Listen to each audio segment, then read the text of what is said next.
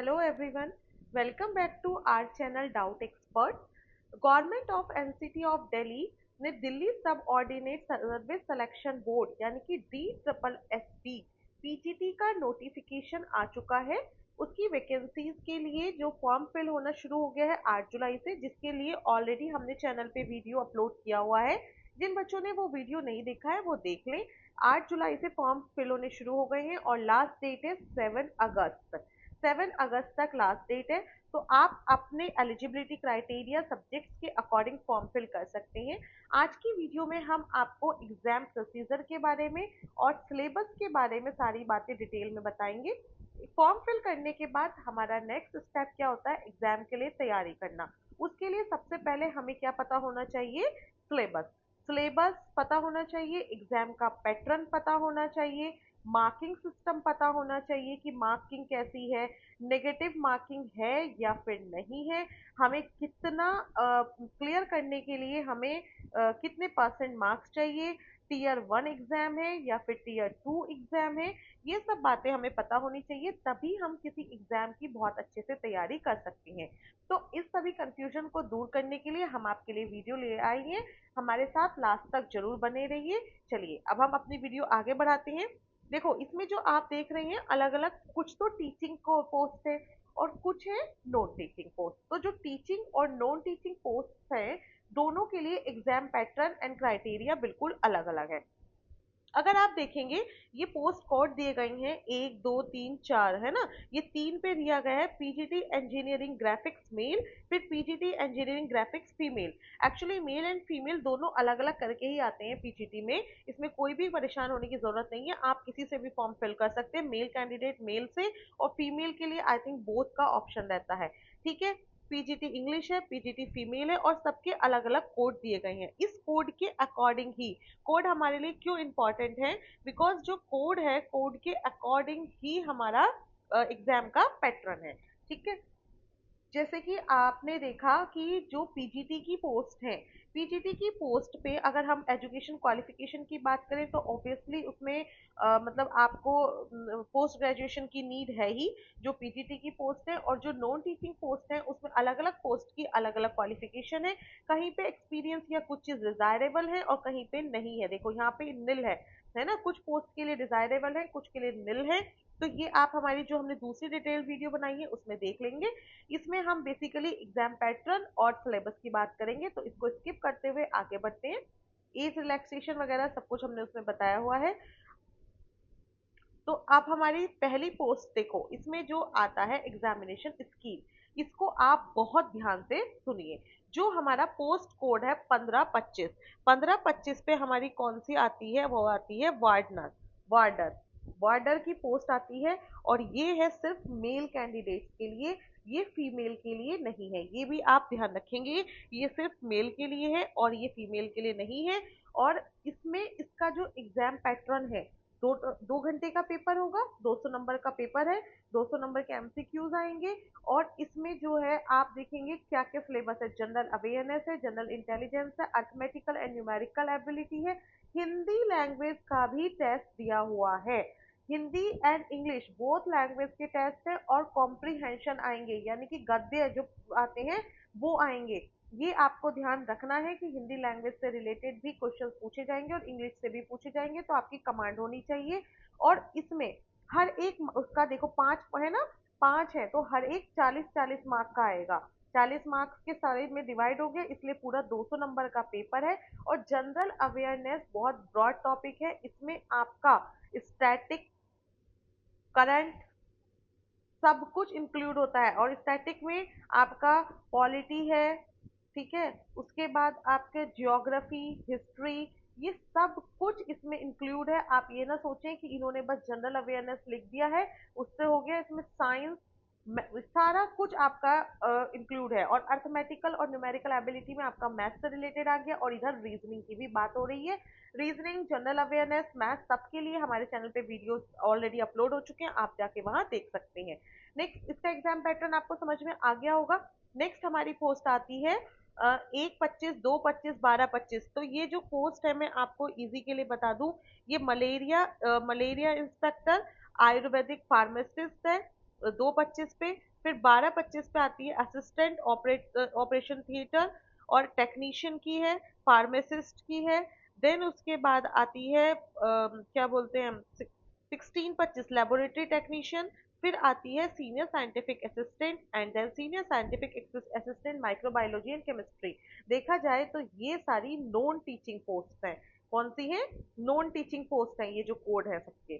तो इसमें आपका 1 ईयर एग्जाम है। और देखो इसका पैटर्न कैसा है, सेक्शन ए और सेक्शन बी, दो पैटर्न में एग्जाम आएगा। सेक्शन ए जो है आपका ये 100 मार्क का होगा और सेक्शन बी भी 100 मार्क का होगा। टोटल आपका 200 मार्क का होगा। ये सारी नॉन टीचिंग पोस्ट है। अगेन मैं आपको बता देती हूँ, एलिजिबिलिटी क्राइटेरिया के अकॉर्डिंग आप अपना फॉर्म फिल कर सकते हैं। इसमें भी जनरल अवेयरनेस है, जनरल इंटेलिजेंस है, अर्थमेटिकल एंड न्यूमेरिकल एबिलिटी है, test of Hindi and English language. जो सेक्शन ए है वो एज इट इज है जो इसमें था।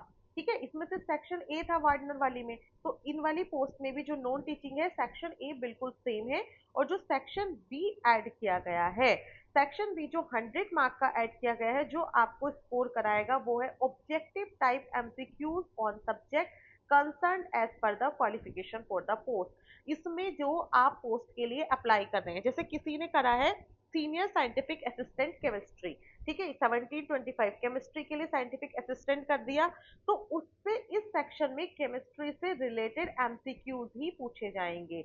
जो भी सब्जेक्ट कंसर्न्ड है, सब्जेक्ट से रिलेटेड ही आपसे एमसीक्यूज इसमें पूछे जाएंगे। और ये जनरल सबका सेम होगा। अगर किसी ने माइक्रोबायोलॉजी से साइंटिफिक असिस्टेंट किया है तो ऑब्वियस सी बात है उससे 100 मार्क्स का जो पोर्शन आएगा वो माइक्रोबायोलॉजी से आएगा, यानी कि सब्जेक्ट ओरिएंटेड होगा। इसमें आपको कंफ्यूज होने की बिल्कुल जरूरत नहीं है। एक हमारा जनरल होगा जो सारी पोस्ट का सेम होगा, और सेकंड सेक्शन जो होगा वो अकॉर्डिंग टू सब्जेक्ट होगा। क्लियर? आगे बढ़ते हैं। पोस्ट आती है 325, यानी कि पीजीटी इंजीनियरिंग ग्राफिक्स, ठीक है, ये मेल। फिर उसके बाद फोर्थ है पीजीटी इंजीनियरिंग ग्राफिक फीमेल। फिर 5 है पीजीटी इंग्लिश, फिर फीमेल की है। एक मेल की पीजीटी इंग्लिश है, एक फीमेल की इंग्लिश है। तो ये है हमारी टीचिंग वाली पोस्ट। फिर नेक्स्ट आती है पीजीटी संस्कृत। फिर उसके बाद हमारा आता है 10th नंबर पे पीजीटी एग्रीकल्चर। तो ये सारी देखा जाए तो ये टीचिंग वाली पोस्ट है और सब पीजीटी के लिए हैं, अलग अलग सब्जेक्ट्स के लिए हैं। तो इसमें आप देखेंगे जो टोटल टाइम था इन दोनों में 2 घंटे का था, वहीं इनमें टीचिंग वाली जॉब में टोटल टाइम 3 आवर्स का हो गया है। जब 3 आवर का पेपर है तो ऑब्वियस सी बात है मार्क्स भी बढ़ जाएंगे, उधर 200 के थे, ये 300 नंबर का पेपर होगा। क्लियर? कितने नंबर का होगा? 300 नंबर का पेपर होगा। इसमें भी अगर आप देखेंगे सेक्शन ए और सेक्शन बी दो पार्ट में डिवाइड होगा। सेक्शन ए जो है वो हमारा 100 मार्क का होगा और जो सेक्शन बी है वो होगा 200 मार्क का। सेक्शन ए में एमसीक्यू आएंगे 1 मार्क के। 1 मार्क के आएंगे as per existing examination scheme है, जिसमें वही जनरल अवेयरनेस बिल्कुल same, mental ability and reasoning, general awareness, English language, Hindi language. और इसमें जो एक numerical aptitude and data interpretation का पार्ट आएगा जो इसमें नहीं था। इसमें रीजनिंग एबिलिटी थी और इसमें रीजनिंग एबिलिटी इसमें भी है, mental ability and reasoning ability, लेकिन इसमें अर्थमेटिकल और न्यूमेरिकल एबिलिटी की जगह आएगा numerical aptitude and data interpretation. ठीक है, हर सेक्शन ये जो है इसमें 5 सेक्शन आ रहे हैं, पांचों कितने 20-20 मार्क के होंगे। तो ये हमारा हो गया 100 मार्क का। और जो सेक्शन बी है 200 मार्क का, उसमें पूछे जाएंगे पोस्ट ग्रेजुएशन सब्जेक्ट से रिलेटेड क्वेश्चन। जो 200 नंबर का आपका पेपर आएगा उसमें आपका जो पोस्ट ग्रेजुएशन का सब्जेक्ट है, जैसे कि इंग्लिश वालों का, जिन्होंने इंग्लिश पीजीटी के लिए अप्लाई किया है उनसे इंग्लिश का पूछा जाएगा, जिन्होंने हॉर्टिकल्चर से अप्लाई किया है उनसे हॉर्टिकल्चर का पूछा जाएगा, जिन्होंने जिस भी सब्जेक्ट से अप्लाई किया है, जो भी आपके पोस्ट ग्रेजुएशन में सब्जेक्ट था, जिस सब्जेक्ट के लिए आप पीजीटी से एलिजिबल हैं, उस सब्जेक्ट से रिलेटेड क्वेश्चन पूछे जाएंगे 200 मार्क्स के। ठीक है, जिन्होंने संस्कृत से किया है उनको संस्कृत, और जिन्होंने इंजीनियरिंग ग्राफिक्स से किया है उनको इंजीनियरिंग ग्राफिक्स से रिलेटेड क्वेश्चन पूछे जाएंगे। ठीक है, तो ये जो सेक्शन है आपका 200 मार्क्स के एमसीक्यूज होंगे। तो आप देख रहे हैं जो आपका सब्जेक्ट है उसकी बहुत इंपॉर्टेंट वेटेज है, बहुत ज्यादा वेटेज है। और ये आपका जनरल पार्ट है, ये सभी के लिए सेम होगा, चाहे वो किसी भी सब्जेक्ट से अप्लाई करे, इससे कोई फर्क नहीं पड़ेगा। सेक्शन ए सबका सेम होगा, section B according to subject होगा for all these postage. Clear? फिर हमारी आती है एक 1125। ये 1125 जो पोस्ट है ये एक्चुअली है डोमेस्टिक साइंस टीचर की। डोमेस्टिक साइंस टीचर, तो इसको थोड़ा इन्होंने एग्जाम इसका अलग से डिस्क्राइब किया है नोटिफिकेशन में, हम देखेंगे। ये भी टीचिंग की पोस्ट है, 1 ईयर टेक्निकल, ये 2 घंटे का एग्जाम होगा इसमें और 200 मार्क का क्वेश्चन होगा। इसका आप देखेंगे जो सेक्शन 1 है वो एज इट इज है जो इन वाली नॉन टीचिंग पोस्ट के लिए था, है ना, उसकी तरह है बिल्कुल। जो हमारा सेक्शन ए है वो नॉन टीचिंग पोस्ट जैसी थी, 100 मार्क्स का है, 20 मार्क का ईच पार्ट है। General awareness, general intelligence and reasoning, arithmetical and numerical ability, test of Hindi language and comprehension, test of English language and comprehension, बिल्कुल सेम हो गया। बट जो सेक्शन बी 100 मार्क का है इसमें 1 मार्क के एमसीक्यूज पूछे जाएंगे, सब्जेक्ट कंसर्न इंक्लूडिंग सब क्वेश्चन ऑन टीचिंग मेथोडोलॉजी या फिर बी एड। आपको एक चीज मैं पहले भी बताना, इस वाले पार्ट में ही बताना भूल गई, इसमें भी आपके सब्जेक्ट के साथ साथ जो आपने बीएड में टीचिंग मेथोडोलॉजी यूज की है ना, जो आपके टीचिंग के सब्जेक्ट थे, आपको याद होगा कोहलर, ये जो भी थे, है ना, इन सबसे रिलेटेड कुछ कुछ थ्योरीज थी, है ना, थॉरनडाइक, इन सबसे रिलेटेड जो थ्योरीज थी उससे रिलेटेड भी क्वेश्चंस आएंगे, टीचिंग मेथोडोलॉजी से क्वेश्चन आएंगे। ऐसे ही इसमें भी आपके सब्जेक्ट रिलेटेड क्वेश्चन होंगे और प्लस टीचिंग रिलेटेड क्वेश्चन होंगे, या फिर जो भी आपने अपना एजुकेशन डिग्री या डिप्लोमा किया है उससे रिलेटेड क्वेश्चन होंगे। वो आप अपने भैया पुराने डॉक्यूमेंट्स उठा लीजिए, पुराने नोट्स उठाइए और देखिए। ठीक है, क्योंकि इसमें टीचिंग मेथोडोलॉजी या फिर आप सीटेट या फिर सबसे इंपॉर्टेंट प्रीवियस ईयर क्वेश्चन करिए, प्रीवियस ईयर से आपको क्वेश्चन का पैटर्न समझ में आएगा और जो भी सिलेबस है उसकी सिलेबस के अकॉर्डिंग तैयारी कीजिए। जो भी बच्चे तैयारी करना चाहते हैं वो हमारे चैनल से जुड़ जाएं, और जो भी नोट्स या नोट्स चाहते हैं वो हमारे टेलीग्राम चैनल को ज्वाइन कर लें, वहाँ पे आपको सारे नोट्स प्रोवाइड हो जाएंगे। तो आपने देख लिया टीचिंग और नॉन टीचिंग एग्जाम में क्या क्या डिफरेंस है, और टीचिंग वाले में आपके बीएड से रिलेटेड क्वेश्चन पूछे ही जाएंगे, ये इसमें क्लियरली मेंशन है। आपकी टीचिंग मेथोडोलॉजी थोरनडाइक कोहलर सबको उठा लीजिए, अब सबके कुत्ते बिल्लियों के जागने का टाइम आ चुका है, तो get ready.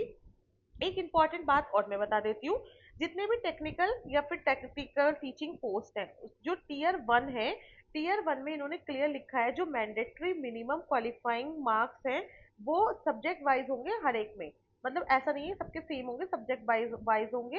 And section B, there will not be any minimum qualifying marks in section A. ठीक है, however combined marks for both section A and section B will be reckoned for preparing final merit list। जब merit list लगेगी तो उसमें आपका section A और section B वो दोनों के लिए ही, मतलब दोनों का ही लगाया जाएगा। बल जबकि इसमें सेक्शन ए में कोई भी मिनिमम क्वालिफाइंग मार्क नहीं होगा और सेक्शन बी में क्वालिफाइंग मार्क होगा कि इतना आपको नंबर चाहिए ही चाहिए। लेकिन आप सिर्फ क्वालिफाई के बारे में मत सोचिए, क्योंकि इसमें क्लियरली लिखा है जो मेरिट लिस्ट लगेगी वो दोनों ही section A plus section B को बना के ही मेरिट लिस्ट लगेगी। इसलिए आप ये मत सोचिए मुझे जस्ट क्वालिफाई करना है, आपको अच्छे से अच्छा स्कोर करना है दोनों सब्जेक्ट में, जिससे आपका टोटल बहुत अच्छा हो और आप मेरिट लिस्ट में ऊपर आए। ठीक है, फिर आता है जो 2 टीयर एग्जाम्स हैं, जो जो टेक्निकल एग्जाम्स की स्कीम है उसमें क्या है, जो टीयर 1 है वो mandatory minimum qualifying marks applicable होंगे, जिसमें आपको मिनिमम आपको क्वालिफाइंग मार्क्स चाहिए होंगे। और जो सेक्शन ए और सेक्शन बी लगा के जिन बच्चों ने अच्छा स्कोर किया होगा उन्हें ही शॉर्टलिस्ट करके टीयर 2 में भेजा जाएगा। ठीक है, टीयर 2 के लिए आपको टीयर 1 को सिर्फ क्वालिफाई ही करना जरूरी नहीं है, उसमें अच्छी आपकी मेरिट होनी चाहिए। ठीक है, in tier 2 examination the mandatory minimum qualifying mark will be applicable in domain subject specific, यानी कि section A part 1 and there will not be any minimum qualifying mark in section B part 2। हाँ, इसमें वही बात है, section A में आपका qualifying mark होगा, सेक्शन बी में क्वालिफाइंग मार्क नहीं होगा। किसमें? टीयर 2 में। और अगर फिर से यही चीज है, अगर कंबाइंड मार्क जो बनेंगे वो दोनों सेक्शन को ही जोड़ के बनेंगे। ठीक है, लेकिन कभी कभी ये लोग क्वालिफाइंग मार्क रख रहे हैं, इसलिए रख रहे हैं, कभी कभी ऐसा होता है कि आपने सेक्शन ए में तो बहुत ज्यादा अच्छा स्कोर कर लिया और सेक्शन बी को आप क्वालिफाई भी नहीं कर पाए, तो उस केस में आपको ये ध्यान रखना पड़ेगा कि जिसमें टीयर 2, जिसमें क्वालिफाइंग मार्क है उसमें आपको उतना क्वालिफाई करना ही है ना। जिस भी सेक्शन में आपको क्वालिफाइंग मार्क दिए गए हैं, जैसे टीयर 1 की स्कीम में mandatory minimum qualifying mark will be applicable only in domain subject, यानी कि सेक्शन बी वाले पार्ट में क्वालिफाइंग मार्क है, तो जितना उसका क्वालिफाइंग मार्क है उतने आपको जरूर लेके आने हैं, चाहे आप उससे ज्यादा ले आए। मेरिट तो आपकी ज्यादा लाने में ही अच्छी रहेगी, लेकिन ऐसा ना करना कि सेक्शन ए में तो बहुत सारे ले आए और बी को क्वालिफाई भी नहीं कर पाए। इस चीज का आपको बहुत ज्यादा ध्यान रखना है। In cases two tier examination, tier 1 examination is only qualifying in nature and used for shortlisting only. Further selection will be made on the basis of tier 2 examination. जिस जो दो टीयर में हो रहा है ना, टीयर 1 और टीयर 2 में, तो उसमें आप ध्यान रखेंगे टीयर 1 जो है वो सिर्फ क्वालिफाइंग होगा, टीयर 2 के बेसिस पे आपका क्या लगेगी, मेरिट लगेगी। डी ट्रिपल एस भी कभी भी स्कीम को चेंज कर सकता है बिफोर द एग्जामिनेशन, वो कभी भी चेंज कर सकता है, उसके पास राइट है, ऑलरेडी मेंशन कर दिया गया है। कल आप कोर्ट में कहीं केस नहीं करेंगे कि आपके नोटिफिकेशन आने के बाद ये चेंज हो गया और वो चेंज हो गया। There is no provision of reevaluation और री चेकिंग और री एवेल्यूशन का कोई भी प्रोविजन नहीं है, तो एक बार में ही अच्छे से करके आए और सब कुछ अच्छा से करें। The D triple S B reserve the right to cancel withdraw delete any question. अगर क्वेश्चन पेपर में कोई क्वेश्चन गलत हो जाता है या डी ट्रिपल एस बी को कोई भी डाउट होता है, तो आप ध्यान रखिए कि वो किसी भी पॉइंट पे आके वो क्वेश्चन को विड्रॉ कर सकता है, कैंसिल कर सकता है या फिर डिलीट कर सकता है, ये भी ऑलरेडी उसने मेंशन कर दिया है। अब हमारे लिए आता है मोस्ट इंपॉर्टेंट पार्ट, ये वेरी वेरी इंपॉर्टेंट, कि आप देख रहे हैं नेगेटिव मार्किंग है। जो बच्चे कंफ्यूजन में थे कि नेगेटिव मार्किंग है या फिर नहीं है डी ट्रिपल एस बी में, तो यस नेगेटिव मार्किंग है 0.25 की।